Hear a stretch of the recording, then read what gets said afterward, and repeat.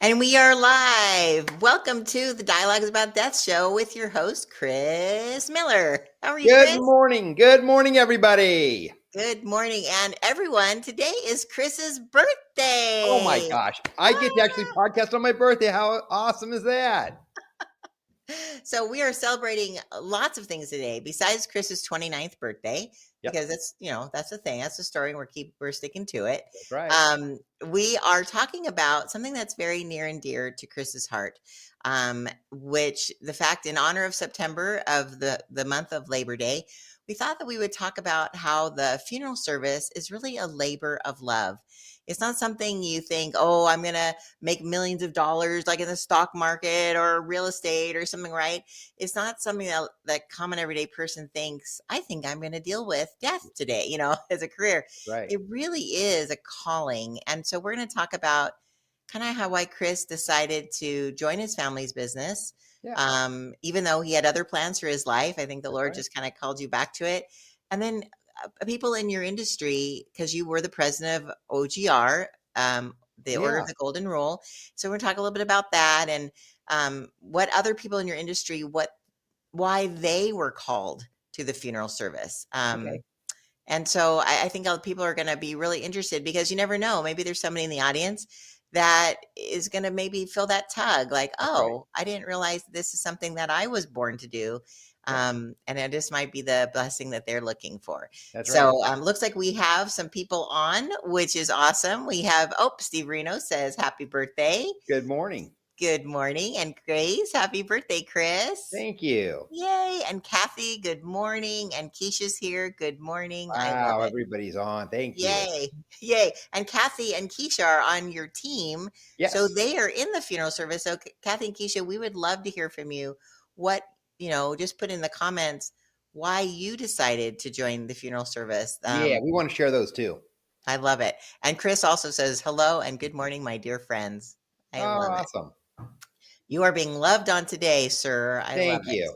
Yay. Okay. So let's get to the questions. Sure. Our first question is, and I'll go off screen so you can answer this, but why is the funeral service, and people call it death care, the funeral industry, and again, based on your experience, not only personally, but also being an OGR, what other funeral service professionals say, why is it more of a calling? And I'll let you answer that. Perfect. Yeah, being in the funeral procession, it is definitely not for everyone. And it took me actually almost 25 to 27 years to figure out that that's really what I wanted to do. Even though I grew up in a funeral home, I was born and raised in a funeral home until I was 6 years old.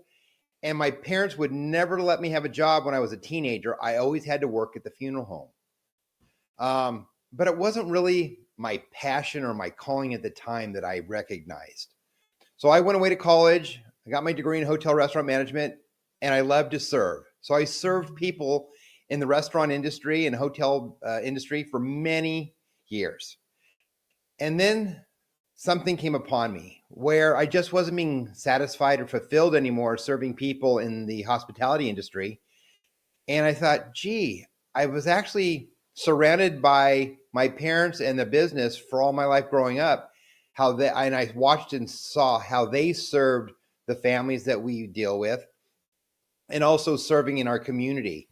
And I thought, boy, maybe I need to have a change of vocation. And one light, I had this like kind of this overcoming that I need to go back into funeral profession. And I have made it, it just has given me the warm fuzzies, you could say, just helping people during the hardest times in their life. And I've been able to do it for over 30 years now. And it's just been so rewarding. Every case, every family we serve is so unique. And through my lifetime, I've dealt with a lot of different types of families and how they go through with it. And that's one thing that I just love to do is helping people in the transition. And that's where I think it's really a calling, because you got to really take that time to understand how people are coping with their loss and guiding them through it at that time. I love it. And if you see the background, we've got all of the love today because we're talking about how you love being in the funeral industry. Yeah. And it's interesting. So let me see if we've gotten some comments. Oh, we have. That's awesome. Oh, well, Sissy, also on your team, says Nice. good morning and happy birthday, Good which is morning. awesome. Thank you. Chris also said that. That's just nice. And Kathy said, it makes my heart feel good helping people in such a terrible time in their lives. Yeah. And I think that's true. I always say to people when I talk about you to friends or other people, like I'm in different mastermind groups, and I said what I really treasure about having working with you in this industry is that everyone on your team, everyone I've ever met who's in this role, you could tell, like, it's like a higher calling. They are so compassionate. They're really angels on earth, just like hospice workers, like people who come to take care of people in their last hours, and they're ministering to the families. And I think that's what you do. Like, people are suffering Yeah. with their family member leaving this earth, and they sometimes don't know what to do. And the fact that you guys are there. Oh, Keisha did say something here. She says, "I did not decide. I feel God called me to the profession, Oh, yep. service on another level, where I am able to assist people through the toughest time to get to a better place." Yeah. That is wraps it up perfectly, Keisha. Thank you so much. What a blessing to have her on your team. Yes. And Christine is also on your team. I love that. Yay. Good morning. Thank you, Christina, for joining us. I think it's true. It is something that's kind of a theme that It I is. think you hear that. Okay, let's move on to our next All question. right. All right, we have how does someone know? I mean, we kind of answered this a little Mhm. bit, We but did like, a little bit. yeah, so let's talk about maybe some of your peers in the industry and when you guys have because you talk about issues in your industry and goods and bad, good things and bad things. Let's talk a little bit more about the peers and what you've heard of how someone knows this is their calling. Sure. I've talked to a lot of funeral professionals, being in the Order of the Golden Rule (OGR) as president, and I've talked to a lot of people from around the country. And a lot of the funeral professionals that I work with are actually in the family business, and so they have kind of it was ingrained in them that they needed to kind of follow in their parents' or family's footsteps. But there's been a couple that have figured it out that it was on their own. They had other friends or families that were in it, and they were just kind of curious, and they started doing some investigation about it, and they realized what a diverse type of person you need to be in this business, especially if you're in the funeral profession to do embalming and funeral directing. The schooling, and I attended Cypress College here in Southern California, but going to the university to get a mortuary science degree, that calling really brings out the differences on how you become a funeral professional. So, I mean, when it comes to embalming, you have to learn all the science. And so, if you're really interested in science and biology and anatomy, and that's something that's really intriguing to you in chemistry, the part of the funeral profession is for you. Yeah, and also as an embalmer, you learn how to do like the cosmetizing and restorative art. And so if you're kind of an artistic person and you like the cosmetology part of it, there's that aspect to it as an embalmer. But then on the flip side, being a funeral director, when you're dealing with families and meeting with families and helping them put together their celebrations, you are working with families. So you need to know a little bit about psychology, empathy. You have to have those types of traits so you can help guide and comfort people too. So you really have a lot of different hats when you're a funeral professional. So you can go for your funeral director's license or your embalmer's license. And those are a lot of different licenses to have, but it gives you the opportunity and the flexibility to do so many different things in the funeral profession, which I really liked when you're working for a small family business. Because when you're in a family business, you have that opportunity to work in all aspects of funeral service. So it's not the same thing every day. Every family that comes in is a different challenge. Every day has different obstacles when you're dealing with certain situations when it comes to somebody passing away. There's a lot of different ways that we have to prepare people to. So there's just so many avenues that every day is different and unique. exciting and also rewarding.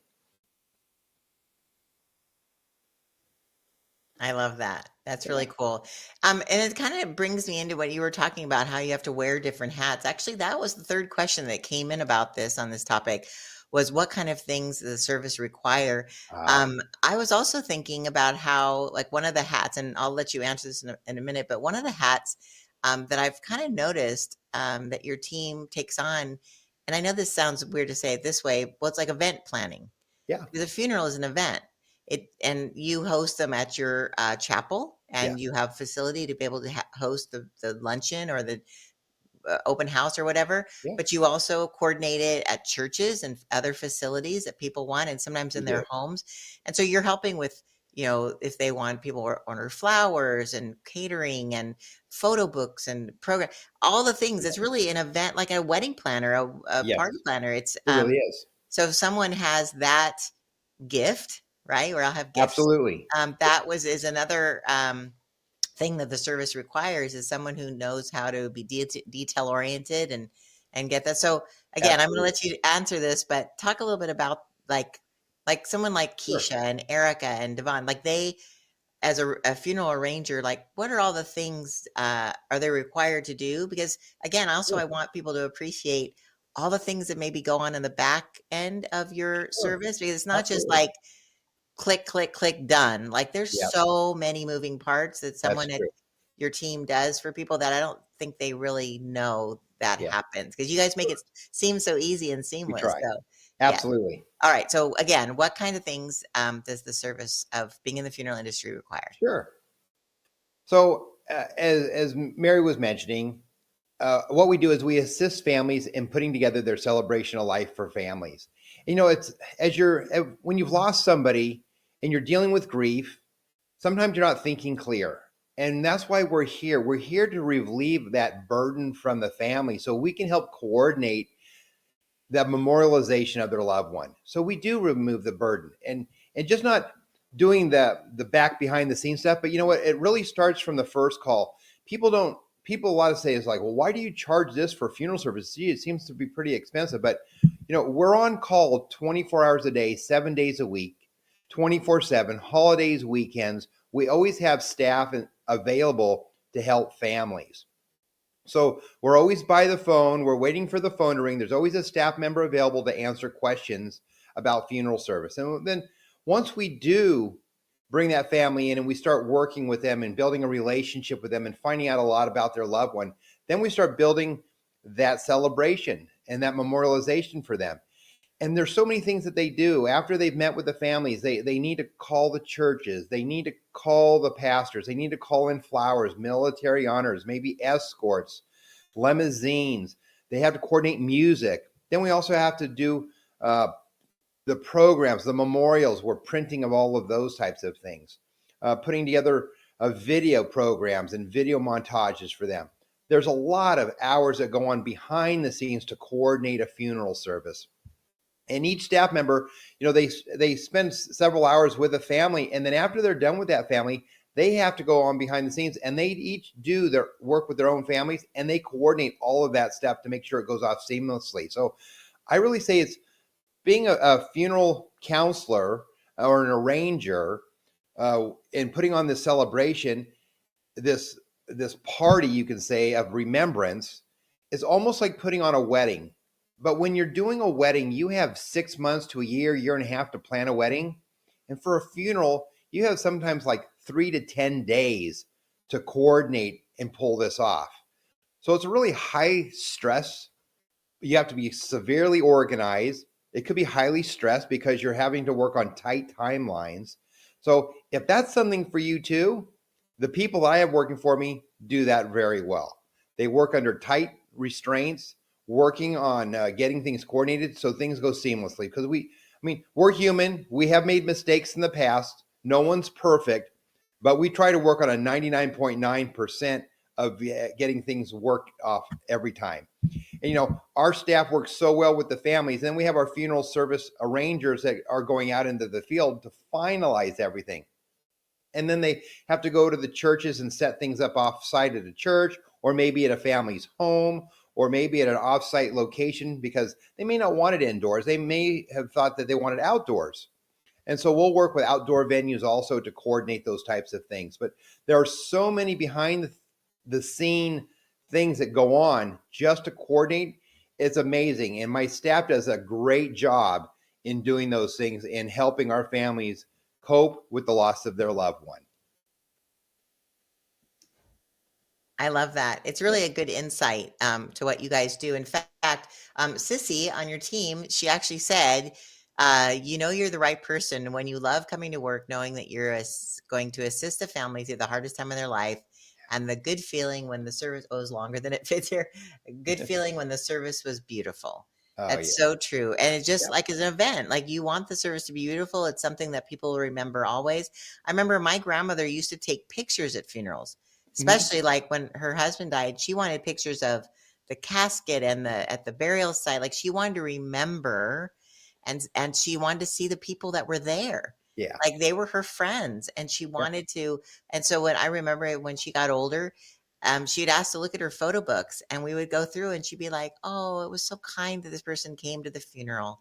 Wasn't Yeah. that nice that this person brought flowers or whatever it was?" Like she cherished those, and I think that is amazing. In fact, Kathy, speaking about event coordination, she was a special event coordinator for many years before she switched over to the funeral There we go. profession. Best decision in her life. It is so It is. fulfilling. Thank you, Kathy, for joining the Thomas Miller team. Absolutely. Yeah, Kathy is the funeral director over at the La Sierra branch. Yes. Tell us a little bit about the La Sierra branch. Sure. So, after I got into funeral service, I worked with my dad for 15 years. And then after he passed away in 2006, my calling was to serve people. And I couldn't figure out how I could serve more people because there was only so many people here in Corona. And so the opportunity came up when the Johnson family decided to retire, and they came to me and asked me if I wanted to acquire and buy them out in their funeral home in Riverside. And so I had that opportunity in 2007 Oh, to acquire and buy out the Johnson family and keep it a family-owned funeral home. And okay. so I had Bill. Bill just retired. Bill was with us for about 18 years, and he retired. And Kathy came in this last year and worked underneath Bill as a transition. So now I have Kathy and Christina over there at the Riverside location off of La Sierra and Hole, and they're doing an amazing job over there. And they're just two kind and compassionate women that love to help people in the La Sierra part of Riverside. I love that. Yeah, their heart Yeah. is so big, and they really take the time, and you remodel the chapel and the Yeah. entry. It's absolutely beautiful, beautiful chandeliers, and it's Yes. such a pretty place. And then you also acquired, I think in 2020, or was it Mhm. before, the Yeah. Walker family? Tell us a little bit about the Walker family funeral home. Yeah. So in 2020, well, just before, it was probably in 2019, the Walker family was looking at retirement also, and they had come to me because they knew of our reputation here in Corona at Thomas Miller Mortuary, and they had asked me if they were going to be retiring, and they were interested in if I wanted to purchase their funeral home or their storefront funeral home. And so after a little deliberation, because I had just lost my wife a couple years prior, I thought, well, what the heck? I'm like, I can go ahead and dabble into one more adventure before I hang my hat up here in another 4 or 5 years or 10 years, whatever. I don't know how many more 20 years I got years? Come left. on, man. You're 29 I'm years old. 29. I probably got another 30 years left in me. Yeah, suck it up, man. But I did. So I acquired and purchased the Walker Family Funeral Service over on Main Street across from Corona Regional Medical Center. And then I brought on Sissy, who worked with me, gosh, about 15 to 18 years ago, when before my dad had passed away. Sissy had worked for us. And so I brought her back on board to manage the Walker storefront. That's So fantastic. it's been So it's that been very that nice. storefront is when you why do you call it a storefront?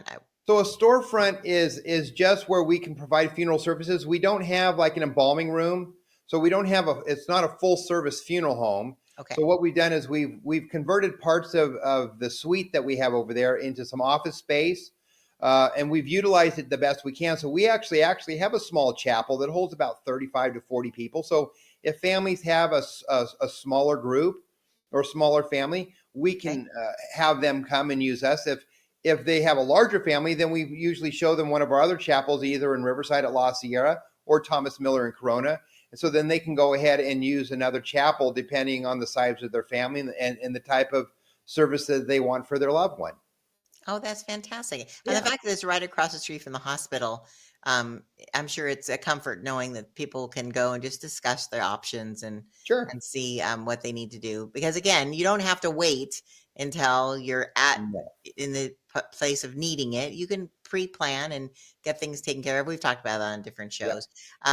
But that's great. Thank you, Chris, for you sharing all bet. this information. And I know that you were such an amazing leader with the OGR and helping small family businesses stay be a family business, because I know it's Right. tempting. A lot of big corporations are coming to buy out the smaller family as people retire, and Yep. I think it's lovely that the traditional family funeral home has kind of been stayed as a cherished.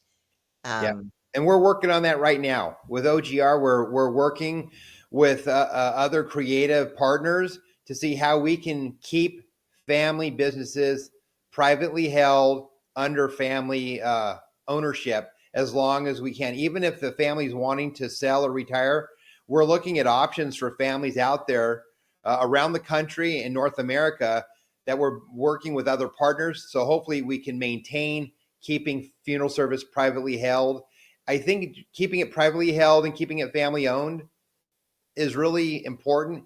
It just makes it one step a little bit closer to helping families. Not to say that there's some great people working in the corporate funeral service sure, of as a course. profession, Yeah, but keeping it family owned, you have a little bit more flexibility when it comes to helping and assisting families. You don't have to kind of go up the ladder to try to get permission for stuff. You can just kind of go right to the owner. So you have right. a little bit more flexibility as a family funeral home and as an independent funeral home operator. It just makes it easier for the families to work with you. And so you can fulfill as many needs for the family as possible. I love that. Yeah, That's great, and I love that the family is your focus. It's not it like is. it's not the bottom line, it's the family comes It's not. first. I love Yep. that. Okay, Chris, well, I think those are our questions for today. Our Nice. next show is gonna be on October 18th, a little Yeah. closer to Halloween. Yeah.